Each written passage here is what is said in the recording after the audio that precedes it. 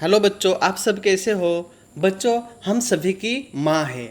और बच्चों, हम और किससे माँ कहते हैं तो हम जो भारत माता है, ये जो हम जिस देश में रहते हैं, जिस जमीन पर रहते हैं, उससे हम क्या कहते हैं, भारत माता भी कहते हैं। तो ऐसे ही बच्चों, आज एक पाठ हम पढ़े करेंगे। उस पाठ का नाम क्या है, मेरी माँ। तो देखिए, चलिए बच्चों, हम अभी आगे देखते हैं। पाठ नंबर 3, पाठ का नाम क्या है बच्चों, मेरी माँ। इसके लेखक कौन है बच्चों, इस पाठ के लेखक है राम प्रसाद बिस्मिल। इस पाठ के लेखक कौन है बच्चों, राम प्रसाद बिस्मिल। तो चलिए बच्चों, हम अभी देखते हैं। 11 वर्ष की उम्र में माता जी का विवाह हो जाता है। और वह विवाह होने के बाद वह कहाँ पे आ जाते हैं, वह शाहजहाँपुर आ जाते हैं। उस समय वह अकेली, अशिक्षित और नितांत अकेली अशिक्षित रहते हैं। और वह ग्रामीण भाग में रहने वाली एक कन्या थी। वह ग्रामीण भाग में रहने वाली कौन थी, कन्या थी। तो शाहजहाँपुर आने के बाद वह थोड़े दिनों बाद वह अपने अपने पास किसको बुलाते हैं, उनकी जो छोटी बहन रहते हैं, उस छोटी बहन को वह वहाँ पे बुला लेते हैं। वह बाद में वह माता जी उनसे गृह कार्य सीख लेती है। थोड़े दिनों बाद वह माता जी ने घर का सब काम काम है, वह काम सीख लेती है। जैसे खाना बनाना है, भोजन आदि का सब काम वह सीख लेती है। और ठीक ठीक वह घर में अपने हिसाब से प्रबंध करने लगती है। तो मेरा जन्म होने के 5 या 7 वर्ष बाद उन्होंने हिंदी पढ़ना आरंभ किया। उनका जन्म होने के बाद उन्होंने 5 या कितने वर्ष 7 वर्ष बाद उन्होंने हिंदी पढ़ना आरंभ किया। पढ़ने का शौक़ उन्हें खुद ही पैदा हुआ था। पढ़ने का शौक़ उन्हें खुद ही पैदा होने लगा। और उसके बाद मोहल्ले की सखी सहेलियाँ, जो गांव में दूसरे सखी सहेलियाँ रहती हैं, वह घर पर आया करती थी। वो माता जी के घर पर आया करती हैं। और उन्हीं उन्हीं में जो कोई शिक्षित थी, माताजी उन्हें अक्सर बोध करा लेती थी। उनमें जो शिक्षित रहते हैं, उनसे वह क्या करते हैं, वह सहेलियाँ शिक्षित रहते हैं, उनसे वह अक्षर ज्ञान का बोध करती है। इस प्रकार घर का सब कामकाज चुकने के बाद काम कर चुकने के बाद जो कुछ समय मिल जाता उसमें पढ़ना लिखना करती थी। उस समय जितना घर का कामकाज रहता है, वो कामकाज निपटाने के बाद वह माता जी क्या करते हैं, पढ़ना लिखना शुरुआत करते हैं। तो इसी तरह वह माता जी क्या बहुत परिश्रम करने लगते हैं। तो परिश्रम के फल से थोड़े दिन में ही वह देवनागरी पुस्तकों का अवलोकन करने लगे। और ऐसे ही थोड़े दिन बाद वह परिश्रम करने के बाद वह थोड़े दिनों बाद किसका, देवनागरी पुस्तकों का अवलोकन करने लगती है। और मेरी बहनों को छोटी आयु में माताजी ही शिक्षा दिया करती थी। और इसी तरह उनकी जो छोटी बहनें थी, तो उनकी छोटी बहनों को वह खुद माताजी क्या करती थी, शिक्षा देने लगती। कि अभी माताजी कैसी हो गई थी, माताजी अभी शिक्षित हो गई थी, शिक्षित हो गई थी और दूसरों को वो शिक्षा देने लगी। जब मैंने आर्य समाज में प्रवेश किया, जब वो माताजी ने कहाँ पे प्रवेश किया, आर्य समाज में प्रवेश किया, तब से माताजी से खूब वार्तालाप होता। और जब से वह उनकी छोटी बहन आर्य समाज में प्रवेश करते हैं, तब से वह माताजी से खूब वार्तालाप होने लगते हैं। उनके साथ, माताजी के साथ क्या होने लगा, वार्तालाप, बातचीत करने लगते हैं वो दोनों।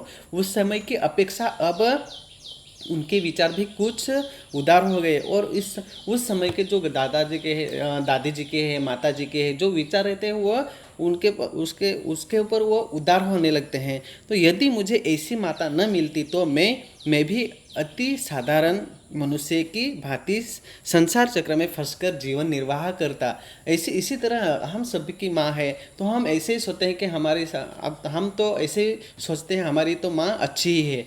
तो इसी तरह इस पाठ में ये जो लेखक है राम प्रसाद बिस्मिल, ये क्या कहना चाहते हैं कि हमें भी ऐसी माता मिलना चाहिए कि जैसे हम संसार चक्र में फंसकर जीवन निर्वाह खुद कर सकें। तो जितने भी कुछ कार्य रहते हैं, वो हमें कौन सिखाते हैं, हमारी माँ ही हमें सिखाती है, हमारी माता ही हमें सिखाती है। तो शिक्षा दी के अतिरिक्त क्रांतिकारी जीवन में भी उन्होंने मेरी वैसी ही सहायता की है। और इसी तरह शिक्षा में जैसे माता जी ने उनको अच्छी शिक्षा दी है, उसी तरह वह उनमें अतिरिक्त क्रांतिकारी जीवन में भी उन्होंने मेरी वैसी ऐसी सहायता कि उनको अच्छे से पाला पोसा और सहायता की है।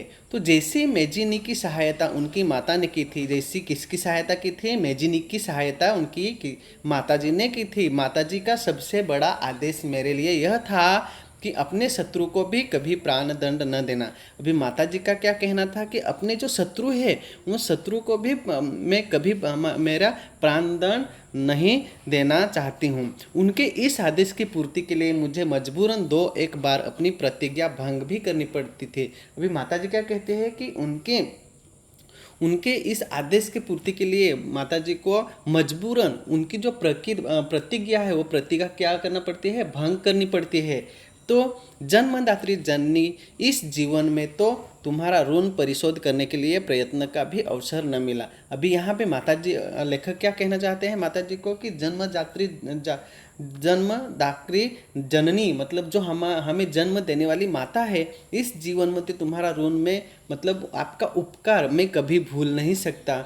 और इसी अवसर पर मैं ये जन्मों जन्म ये सारे जीवन में आपके क्या करूँगा, याद करता रहूँगा। ऐसा लेखक राम प्रसाद बिस्मिल कहना चाहते हैं। तो इसी तरह आगे देखिए बच्चों, इस जन्म में तो क्या, यदि अनेक जन्मों में भी सारे जीवन प्रयत्न करूं तो भी मैं तुमसे ऋण नहीं हो सकता। जिस प्रेम का दृढ़ता के साथ तुमने इस जीवन का सुधारण किया है। अभी लेखक क्या कहना चाहता है कि जिस जीवन में आपने हमारा सुधारण किया है वह अनिवार्य है, और वह सुधार किया है वह कैसा है, अनिवार्य है। तो इसी तरह मुझे जीवन की प्रत्येक घटना का स्मरण है। और माताजी क्या कहते हैं कि मुझे हर एक जीवन की घटना का, जीवन में क्या क्या होता है उस घटना का मुझे सब याद है। स्मरण मतलब क्या, याद रखना। तो वह सब मुझे याद है। तुमने किस प्रकार अपनी देववाणी का उपदेश करके मेरा सुधार किया। अब यहाँ पे लेखक क्या कहते हैं माता जी को कि आपने किस प्रकार देववाणी का उपदेश करके मेरा सुधार किया है। तो तुम्हारी दया से ही मैं देश सेवा में संलग्न हो सका। और इसी तरह वो लेखक क्या कहना चाहता है कि मैं तुम्हारी वजह से आज देश की सेवा करने लगा हूँ। इसी तरह वह लेखक माताजी को कहना चाहते हैं। तो आइए बच्चों हम अभी आगे देखते हैं। धार्मिक जीवन में भी तुम्हारे ही प्रोत्साहन से सहायता दी। अभी लेखक क्या कहते हैं कि धार्मिक जीवन में जो धार्मिक जीवन है, धार्मिक जीवन में भी आपका प्रोत्साहन मुझे ज़्यादा मिला और उसी की सहायता से मैं आगे बढ़ा हूँ। तो जो कुछ शिक्षा मैंने ग्रहण की उसका भी श्रेय तुम्ही को है। अभी यहाँ पे क्या कहते हैं कि जो भी शिक्षा मैंने ग्रहण की है उसका भी श्रेय किसके ऊपर जाता है, आपके ऊपर ही जाता है, क्योंकि मुझे आपने ही पढ़ाया है। ऐसे यहाँ पे इस पाठ में लेखक कहना चाहते हैं। तो जिन मनोहर रूप से तुम मुझे उपदेश करती थी उसका स्मरण कर तुम्हारी मंगलमय मूर्ति का ध्यान आ जाता है। अभी लेखक क्या कहता है कि जिस तरह मुझे उपदेश करती थी, आप मुझे समझाती थी, आप मुझे पढ़ाती थी, उसका स्मरण कर तुम्हारी मंगलमय मूर्ति का ध्यान आ जाता है। और जब मुझे याद आ जाता है तब आपकी तस्वीर मुझे वहाँ पे याद आ जाती है। तो मैं क्या करता हूँ, आप उस समय मैं क्या करता हूँ तो मस्तक नत हो जाता हूँ, और मुझे ऐसा लगता है कि मुझे प्रणाम करना चाहिए आपको, ऐसा तो वह मस्तक नत हो जाता है। तो यह कौन कहता है बच्चों, यह लेखक कहता है। कौन कहता है, राम प्रसाद बिस्मिल लेखक कहना चाहते हैं। यदि मुझे ताड़ना भी देना हुई तो बड़े स्नेह से हर एक बात को समझा दिया। अभी लेखक क्या कहते हैं कि यदि मुझे ताड़ना भी देना है तो मुझे बड़े स्नेह से हर एक बात को समझा दिया जाता है। और यदि मैंने परिणाम अच्छा होना होगा, जीवनदात्री तुमने इस शरीर को जन्म देकर केवल पालन पोषण ही नहीं किया बल्कि आत्मिक तथा सामाजिक उन्नति में भी सदैव मेरी सहायता रही। जन्म जन्मांतर परमात्मा ऐसे ही माता दे, यही इच्छा है। अभी लेखक इस पैराग्राफ में क्या कहना चाहता है कि आप कौन है, आप मेरी जीवनदात्री है, आप कौन है, मेरी जीवनदानी है। तुमसे ही शरीर के जन्म देकर, तुम्हारे ही शरीर से मैंने जन्म देकर केवल पालन पोषण ही नहीं किया, बल्कि आत्मिक तथा सामाजिक उन्नति का भी आपने मेरा सदैव क्या किया है, सहायता की है। सदैव मेरी आपने क्या की है, रक्षा की है। तो जन्मा जन्मांतर परमात्मा से मैं ऐसी ही प्रार्थना करूँगा कि मुझे कैसी माता मिले, मुझे ऐसी ही माता मिले, यही मेरी इच्छा है, यह लेखक कहना चाहते हैं। तो आगे देखिए बच्चों, यहाँ पे महान से महान संकट में भी तुमने मुझे अधीर न होने दिया। अभी माता, हमारी जो माँ है, माँ क्या करते हैं, हमें कितने भी मुश्किल में पड़ते हैं, हम कितने भी संकट में पड़ते हैं, लेकिन अंत में हमारी माता ही हमें क्या करती है, हमारी माता है उस संकट में से हमें बाहर निकाल देती है।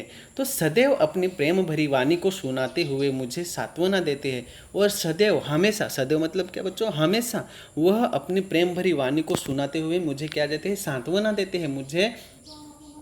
मुझे वह शांत रहने के लिए बोलते हैं कि, और मुझे समझाते हैं कि तुम्हारी दया की छाया में मैंने जीवन भर कोई कष्ट अनुभव नहीं किया। अभी लेखक क्या कहता है कि माँ, तुम्हारी दया, जो तुम्हारी दया है, तुम्हारा जो आशीर्वाद है, उसकी वजह से मैं जीवन में कितने भी कष्ट करूं, वह कष्ट मुझे कुछ भी याद नहीं रहता है। क्यों, मुझे ऐसा लगता है कि मैं इसमें कुछ कष्ट नहीं किया हूँ, क्योंकि आप सदैव मेरे साथ रहते हो, इसलिए मुझे उस कष्ट का कोई अनुभव आज तक नहीं हुआ। इस संसार में मेरे किसी भी भोग विलास तथा ऐश्वर्य का इच्छा नहीं, केवल एक तृष्णा है, वह यह कि एक बार श्रद्धापूर्वक तुम्हारे चरणों की सेवा करके अपने जीवन को सफल बना देता।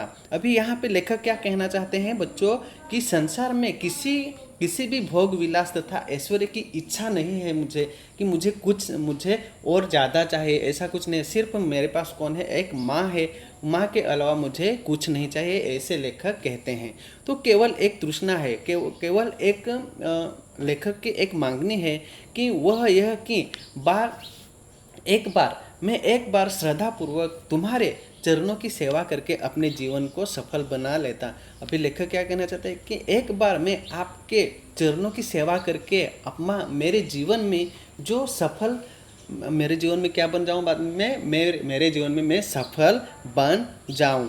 तो किंतु यह इच्छा पूर्ण होती नहीं दिखाई देती।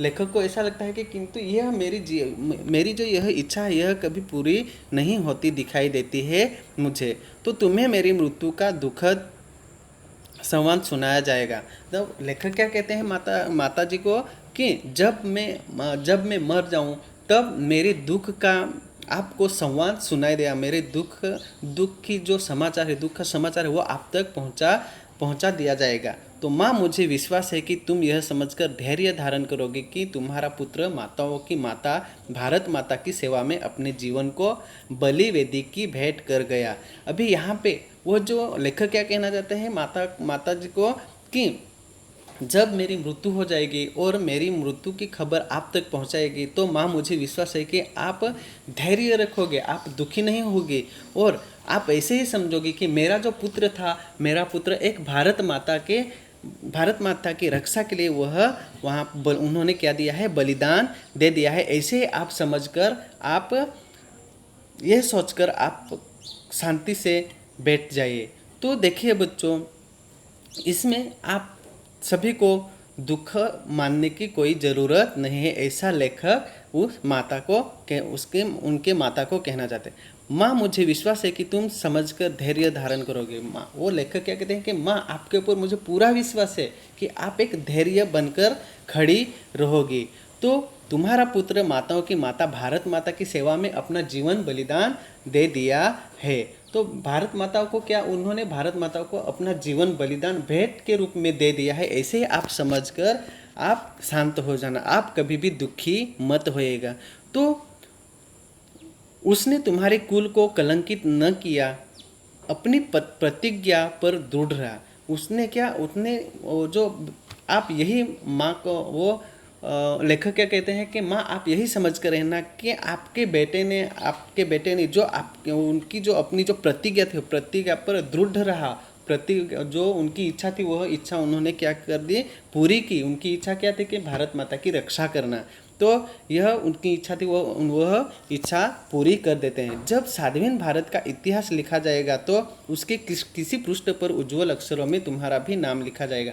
अभी माता को लेखक क्या कहते हैं कि माँ, जब मैं मर जाऊँ, भारत माता की रक्षा के लिए मैं मर जाऊँ, मेरा बलिदान भारत माता के लिए दूँ, तो मेरा भी किसी पन्ने पे मेरा भी एक मृत्यु की खबर एक किसी पन्ने में लिखी जाएगी। तो उसको किसी पृष्ठ पर उज्ज्वल अक्षरों में लिखा जाएगा, तो तुम्हारी भी नाम लिखा जाएगा माँ, उसमें आपका भी नाम लिखा जाएगा।